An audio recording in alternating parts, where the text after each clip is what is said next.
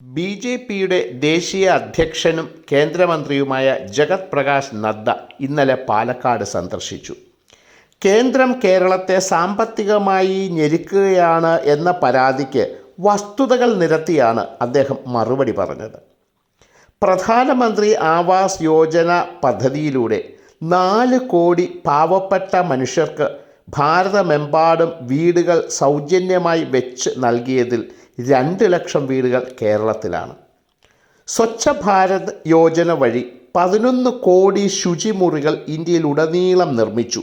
ഇതിൽ 2.5 ലക്ഷം ശുചിമുറികൾ കേരളത്തിലാണ്. സൗജന്യമായി ഗ്യാസ് കണക്ഷൻ നൽകുന്ന ഉജ്ജ്വൽ യോജന പദ്ധതി ദേശീയ തലത്തിൽ 10 കോടി ഗ്യാസ് കണക്ഷനാണ് നൽകിയത്. ഇതിൽ 3.5 ലക്ഷം സൗജന്യ ഗ്യാസ് കണക്ഷനുകൾ കേരളത്തിലാണ്. ലോകത്തെ ഏറ്റവും വലിയ ആരോഗ്യ ഇൻഷുറൻസ് പദ്ധതിയാണ് ആയുഷ്മാൻ ഭാരത് പദ്ധതി.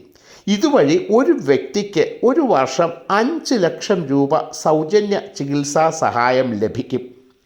ഭാരതമെമ്പാടും 12 കോടി 78 ലക്ഷം കുടുംബങ്ങൾക്ക്, അതായത് 55 കോടി ജനങ്ങൾക്ക് 5 ലക്ഷം രൂപ വീതം ഇതുവരെ ലഭിച്ചിട്ടുണ്ട്.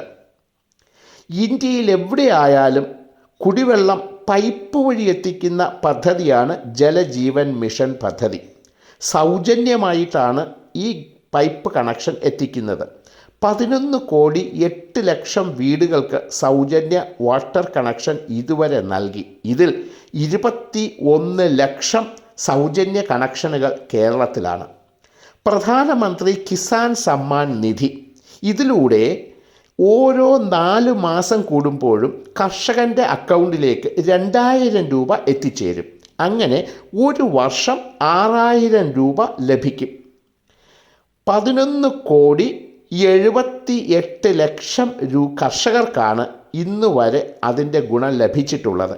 ഇതിൽ 25 ലക്ഷം കർഷകർ കേരളത്തിലുള്ളവരാണ്. ദേശീയപാതാ വികസനത്തിനും കുതിരാൻ തുരങ്കപാത നിർമ്മാണത്തിനും കൊച്ചി മെട്രോ, വാട്ടർ മെട്രോ എന്നിവയ്ക്കും മുഴുവൻ തുകയും കേന്ദ്രം മുടക്കുകയാണ്. രാജ്യത്തെ കപ്പൽ റിപ്പയറിങ്ങിൽ 25% പണിയും നടക്കുന്നത് ഇപ്പോൾ കേരളത്തിൽ കൊച്ചിയിലാണ്. അതുവഴിയുള്ള കേരളത്തിൻ്റെ വരുമാനം വളരെ വലുതാണ്.